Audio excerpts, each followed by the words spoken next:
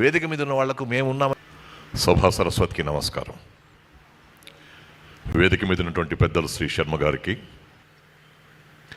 Doctor Rangayya గారికి, doctor వాణి గారికి, doctor Anandachari గారికి, డాక్టర్ ప్రేమానందరావు గారికి, డాక్టర్ సారంగపాణి గారికి, డాక్టర్ నాగవర్ధన్ బాబు గారికి, డాక్టర్ హరిప్రియ గారికి, ఇతర పెద్దలకు, ఈ సమావేశానికి వచ్చినటువంటి మీకందరికీ, ముఖ్యంగా చెన్నారావు సైన్యానికి మీకందరికీ కూడా నమస్కారం. ఈ కార్యక్రమాన్ని ఇలా ఏర్పరచాలని చెప్పని చెన్నారావుకి ఎందుకు అనిపించిందో తెలియదు, కానీ ఆయనకు బహుశా కలలో ధన్వంతరి కనబడి ఉంటాడు. ఆ ధన్వంతరి ఆదేశం ప్రకారంగా ఒక వినూత్నమైనటువంటి ప్రక్రియని చేపట్టి మనకందరికీ కూడా కళ్ళు తెరిపించారు.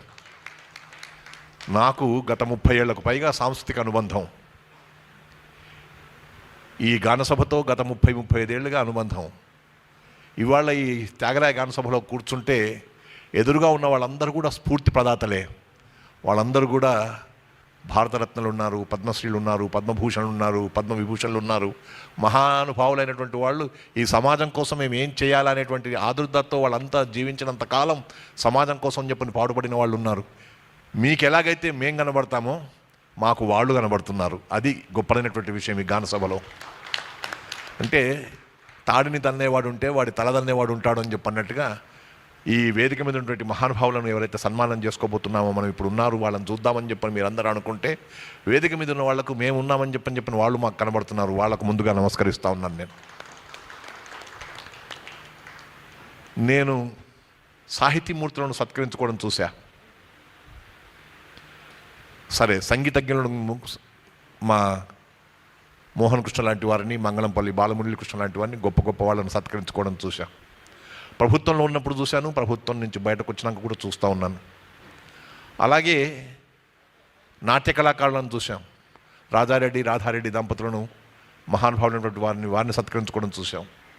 ఇంకా గొప్పనటువంటి వాళ్ళని, శోభానాయుడు లాంటి వారిని గొప్పగా చూసాం. అలాగే చిత్రకారులను కూడా చూసాం.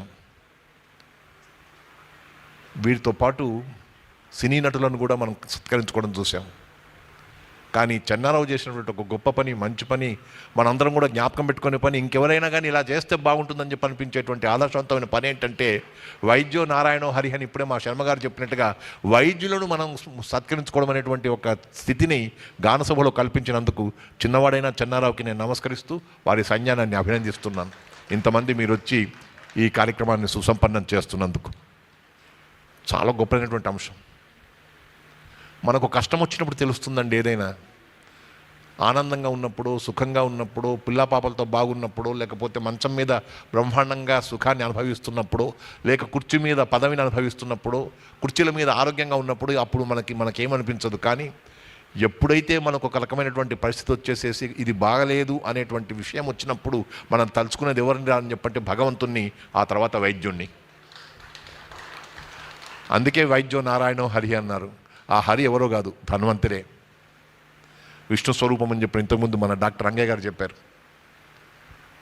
వీళ్ళందరూ కూడా విష్ణు స్వరూపులే. ఇవాళ ఇక్కడికి వచ్చినటువంటి వాళ్ళందరూ కూడా, నేను తక్కిన డాక్టర్స్ కానీ ఇంకా ఇతర వాళ్ళు కానీ డాక్టర్స్ కానీ ఏమనుకోకపోతే, ఒక దేవాలయం లాంటి సంస్థలో ఒక అర్చకుడు ఉన్నట్టుగా వైద్యులు ఉదయం నుంచి సాయంత్రం దాకా ఎలా ఆ అర్చకులు భగవంతుని అర్చన చేస్తారో, అలా రోగులు బాగుండాలని చెప్పని ఆసుపత్రులు అందరూ బాగుండాలని చెప్పని తమ దగ్గర ఉండేటువంటి వాళ్ళందరూ బాగుపడాలని చెప్పని ఆలోచించేటువంటి వైద్యుడు కూడా ఒక అర్చకుడిని వాడే భగవదర్చకుడే. తాను సేవ చేస్తున్నంత కాలం తన మనసులో కూడా ఉంటుంది, తన దగ్గర ఉండేటువంటి రోగులందరూ బాగుండాలి, బాగుపడాలి, వాళ్ళందరూ స్వస్థతతో బయటకు రావాలి అని చెప్పని ఆలోచన చేస్తారు.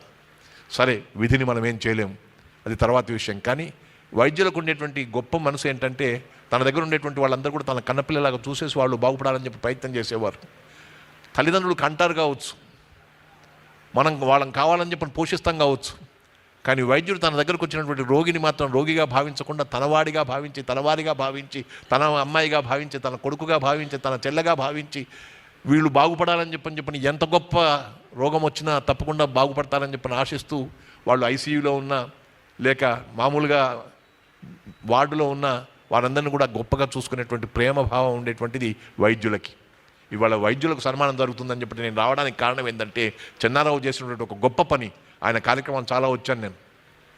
కానీ ఆలోచన ఏంటంటే డాక్టర్లకు కూడా బహుశా ఈ ఆలోచన వచ్చిండొచ్చు, చెన్నారావు ఏమిటి వైద్యులకు సత్కారం చేయడం ఏమిటి, ఆ జాతీయ కళాకారుల సంఘం. కానీ వైద్యుడు కూడా ఒక కళాకారుడే. ఏమి కళ అంటే బ్రతికించేటువంటి కళ. చాలా గొప్పనైనటువంటి పదం ఇది. బ్రతికించే కళ వారి చేతుల్లో ఉంది. మనసు పెట్టారా వాళ్ళు బతుకుతారు. కొంచెం మనసు అటు ఇటు చెదిరిందా అని చెప్పంటే వారి జీవితం కూడా కొంచెం అటు ఇటుగా అవుతుంది. అందులో ఇక్కడికి వచ్చినటువంటి వాళ్ళందరూ కూడా ఒక గాంధీ హాస్పిటల్, బహుశా ఉస్మానియా హాస్పిటల్ సూపరింటెండెంట్ గారు కూడా రావాల్సింది ఉండింది, ఎందుకు రాలేదో కానీ Gandhi hospital, Osmania hospital, ENT hospital, ఈ జిఎస్ఐ ఇటువంటివన్నీ కూడా గవర్నమెంట్ ఆయుర్వేదిక్ కాలేజు, మా డాక్టర్ రంగయ్య గారి యొక్క హాస్పిటల్, ఇవన్నీ చూస్తే వీళ్ళందరూ కూడా సేవాభావంతో చేసేవాళ్ళే తప్పిస్తే ఈ కాలంలో వచ్చినటువంటి ఒక గొప్ప కొత్త భావం ఏదైతే ఉందో దానివల్ల కొంత సమాజానికి ఇబ్బంది కలుగుతున్నటువంటి పరిస్థితి, వ్యాపార భావంతో ఉన్నటువంటి వాళ్ళు కానటువంటి వాళ్ళకు సత్కారం జరుగుతున్నందుకు మనం అందరం కూడా చాలా గొప్పగా హర్షించాల్సిన అవసరం ఉంది, ఆమోదించాల్సిన అవసరం ఉంది, ఆస్వాదించాల్సిన అవసరం ఉంది, ఆనందించాల్సిన అవసరం ఉంది. నిజానికి ఎంత పెద్ద పేరున్నటువంటి అండి ఆసుపత్రులు. ఒక ఉస్మానియా హాస్పిటల్కి, ఒక గాంధీ హాస్పిటల్కి ఉండేటువంటి పేరు ఇంకా తక్కినటువంటి హాస్పిటల్స్ చాలా వచ్చినాయి. పేర్లు చెప్పాలని చెప్పంటే చాలాసేపు అవుతుందేమో కానీ తప్పదు, కొన్ని పేర్లు చెప్పుకోవాలి మనం. ఇవాళ యశోద హాస్పిటల్ వచ్చింది, ఏఐజీ హాస్పిటల్ వచ్చింది, మెడికవర్ హాస్పిటల్ వచ్చింది, స్టార్ హాస్పిటల్ వచ్చింది, కేర్ హాస్పిటల్ వచ్చింది, రెనోవా హాస్పిటల్ వచ్చింది, సెంచురీ హాస్పిటల్కి వచ్చింది, వీధికి ఒక హాస్పిటల్ వచ్చింది, రాలేదని కాదు. కానీ గాంధీ హాస్పిటల్కు, ఉస్మానియా హాస్పిటల్కి ఉండేటువంటిది ఏమిటిరా అని చెప్పంటే మన దైవభావం ఏదైతే ఉంటుందో ఆ దైవీభావం ఉండేటువంటి హాస్పిటల్స్ ఆ రెండు కూడా బాగుండాలని చెప్పి మనం అందరం కోరుకుందాం. ప్రతి ఒక్కరికి కూడా ఎప్పుడొకప్పుడు హాస్పిటల్లో తమ వాళ్ళు తాము ఉండేటువంటి అనుభవం రావచ్చు. అప్పుడు తెలుస్తుంది డాక్టర్ యొక్క గొప్పతనం ఏమిటి అనేటువంటి విషయం.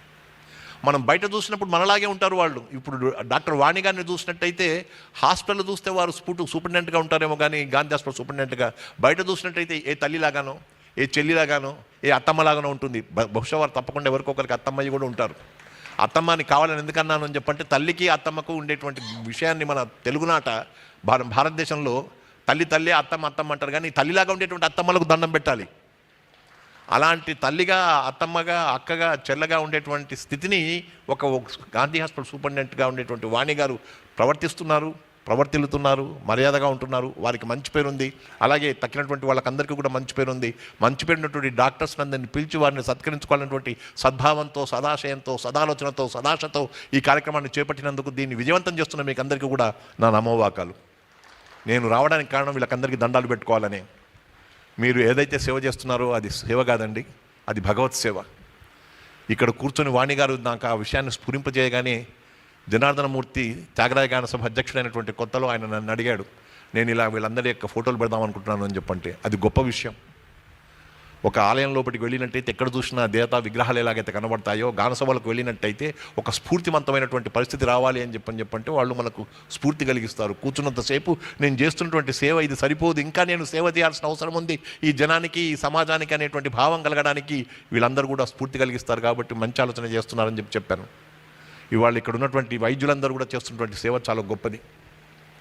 ఇక్కడ వనస్థలిపురంలో ఉండేటువంటి నాగవర్ధన్ బాబు గారు కూడా వచ్చారు, ఇక్కడికి హరిప్రియ గారు కూడా వచ్చారు. అక్కడ ఆ ఏరియాలో వారికి ఉండేటువంటి పేరు నాకు తెలుసు. నేను ఎందుకంటున్నాను అని చెప్పంటే నేను ప్రభుత్వంలో 50 ఏళ్ల పాటు ఉన్నాను. 1977లో నా సర్వీస్ ప్రారంభమైతే మొన్నటి వరకు 2023 వరకు కూడా తెలంగాణ ప్రభుత్వానికి సలహాదారుగా ఉండి రిటైర్ అయ్యాను. వివిధ ప్రాంతాల్లో, వివిధ ప్రదేశాల్లో పనిచేసినా కానీ వివిధ స్థితుల్లో ఉన్నప్పుడు కూడా చూసింది ఏమిటంటే సామాజిక సేవ చేసేటువంటి వాళ్ళని గుర్తించడం, గౌరవించడం, మర్యాదగా చేసుకోవడం అనేటువంటిది చాలా అవసరం. ఇవాళ చెన్నారావు మొదలుపెట్టినటువంటి ప్రక్రియ తక్కినటువంటి సంస్థలకు కూడా ఆదర్శంగా ఉండాలని చెప్పని నేను సంభావిస్తూ, తక్కినటువంటి కార్యక్రమాల్లో కూడా అప్పుడప్పుడు ఇంతమంది ఒకసారి కాకుండా అప్పుడప్పుడు ఒక్కొక్క హాస్పిటల్కి సంబంధించినటువంటి ఒక వైద్యుడినన్నా మనం చేసుకుంటే బాగుంటుందనేటువంటి అభిప్రాయంతో ధన్వంతరి జయంతిని ఈ వైద్యులకు సన్మానంగా భావించాలని చెప్పేటువంటి ఆశయంతో చేస్తున్నారు. నిజానికి భగవంతుడు అనేటువంటి వాడు వేరే లేరు, ధన్వంతరి అనేటువంటి వాడు వేరే లేరు, వీళ్ళలోనే ఉన్నారు. మనం ఇది దృష్టిలో పెట్టుకుంటే చాలా మంచిదని చెప్తూ ఈ కార్యక్రమానికి మా మోహన్ కృష్ణ గారు కూడా వచ్చారు. వారు సంగీతజ్ఞులు, మంగళంపల్లి బాలమురళీకృష్ణ గారి యొక్క ప్రియమైన శిష్యులు. మరొక శిష్యుడు శివప్రసాద్ కూడా రావాల్సింది ఉండింది.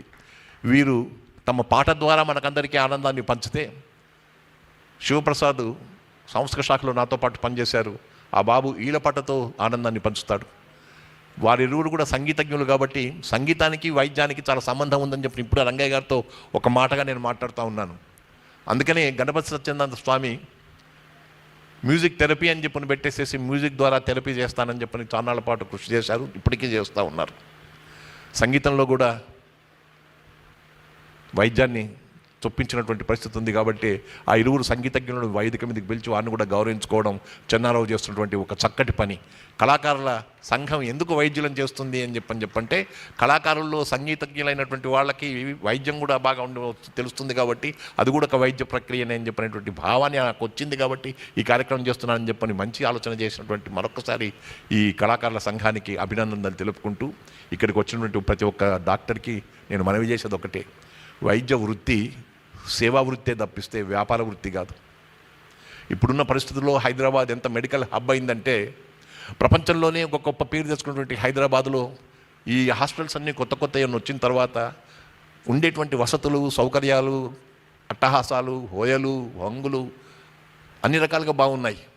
సేవాభావం కూడా అట్లాగే పెంపొందాలని చెప్పని నేను భగవంతుని కోరుకుంటా ఉన్నాను. సేవాభావంతో పాటు ఇతరులకు, సమాజానికి ఎవరికి కూడా హాని కలగకుండా ఉండేటట్టుగా చేయాలనేటువంటి భావంతో వైద్యులు ఉన్నట్టయితే వారికి వాళ్ళు ఉండేటువంటి గుర్తింపు ఏదైతే ఉందో దానికి రాణింపు కూడా ఉంటుంది. నేను డాక్టర్ల పేర్లు ఇప్పుడు చెప్పదలుచుకోలేదు, కానీ ఒక డాక్టర్ కాకర్ల సుబ్బారావు గారు అనేటువంటి వారు ఇవాటికి కూడా గుర్తింపబడడానికి కారణం ఏమిట్రా అని చెప్పంటే ఆ నిమ్స్ అనేటువంటి సంస్థను ప్రదీపమానంగా తయారు చేసినటువంటి మహానుభావుడు కాకర్ల సుబ్బారావు గారు. వారిని డాక్టర్గా చూసాము, ఒక అడ్మినిస్ట్రేటర్గా చూసాము, ఒక మార్గదర్శకుడిగా చూసాము. ఇవాళ ఒక సంస్థను అంత గొప్పగా మలిచినటువంటి ఒక ద్రష్టగా, ఒక స్రష్టగా, ఒక నిర్మాతగా వైద్యులకందరికీ కూడా ఆదర్శంగా ఉండేటువంటి రీతిలో చూసాం. అట్లాగే నేను ఇంతకుముందే చెప్పాను, ఎవరికైనా కానీ హాస్పిటల్లో ఉన్నప్పుడు తెలుస్తుంది వైద్యుడి యొక్క విలువ అనేటువంటిది. బయట ఉన్నప్పుడు అందరినీ మామూలుగా ఉన్నట్టుగా వాళ్ళని కూడా మనం గౌరవించుకుంటాం, నమస్కారం పెడతాం, ఊరుకుంటాం. కానీ ఉస్మానియా హాస్పిటల్కి ఎంత పేరుందో ఇవ్వాలది కాదు అది. ఆ మహానుభావుడు ఉస్మానియా హాస్పిటల్ అంత గొప్పగా కట్టి ఆ సేవలు చేసేటువంటి రీతిలో అందులో ఉండేటువంటి నర్సులు కానీ, అటెండర్లు కానీ, డాక్టర్లు కానీ ప్రతి ఒక్కరు కూడా సేవాభావంతో పనిచేసేటువంటి విధానం. మా నాన్నగారు 1980 ప్రాంతంలో ఆయనకు ఒక రకమైనటువంటి బాధ వస్తే, న్యూరాలజికల్ ప్రాబ్లం వస్తే డాక్టర్ రాజారెడ్డి గారు చేసినటువంటి సేవ ఇవాళకి నేను గుర్తుపెట్టుకుంటాను. మా నాన్నగారికి కొడుకుగా కాదు, డాక్టర్ రాజారెడ్డి గారికి కావాల్సినటువంటి సేవకుడిగా నేను భావిస్తున్నాను. నాకు నేనుగా అంత గొప్పనైనటువంటి భావం ఉంది. వైద్యుడంటే అంత గొప్ప భావం ఉంటుంది. ప్రాణాన్ని అర్పిస్తే, ప్రాణాన్ని ఇస్తే ఆ భగవంతుని ఎట్లయితే కొలుచుకుంటామో తర్వాత ఆ డాక్టర్ని కూడా అట్లాగే మర్చిపోకుండా ఉంచుకుంటాం. కాబట్టి అలాంటి డాక్టర్స్ని చేయాలనేటువంటి భావం రావడమే మా అందరికీ కూడా కనివిప్పు కలిగింది. 30 ఏళ్ళుగా ఈ భావం నాకు ఎందుకు రాలేదు, తక్కిన సంస్థలకు ఎందుకు రాలేదు, చెన్నారావుకి ఎందుకు వచ్చింది అని చెప్పంటే చెన్నారావు కాబట్టే. అది కొద్దిమందికి మాత్రమే వస్తుంది. కాబట్టి ఇక్కడ ఉన్నటువంటి ప్రతి ఒక్క వైద్యుడికి, మేడం గారికి, వాణి గారికి, హరిప్రియ గారికి, ఇతర వైద్యులకు అందరికీ కూడా నేను వారికి నమస్కారాలు తెలుపుకుంటూ ఈ సామాజిక సేవా వృత్తిలో మీరు తప్పకుండా ఇంకా రాణించాలని, పేరు కోసం అనేటువంటిది కాకుండా మనస్ఫూర్తిగా మీరు సేవ చేస్తూ ఉండాలని చెప్పని ఆ రకమైనటువంటి మనస్సుని మీరు జీవించినంతకాలం అలాగే నిలపాలని చెప్పని ఆ భగవంతుని ప్రార్థిస్తూ మీకు అందరికీ నా శుభాకాంక్షలు తెలుపుకుంటూ చెన్నారావుకి నా అభినందనలు తెలుపుకుంటూ సెలవు.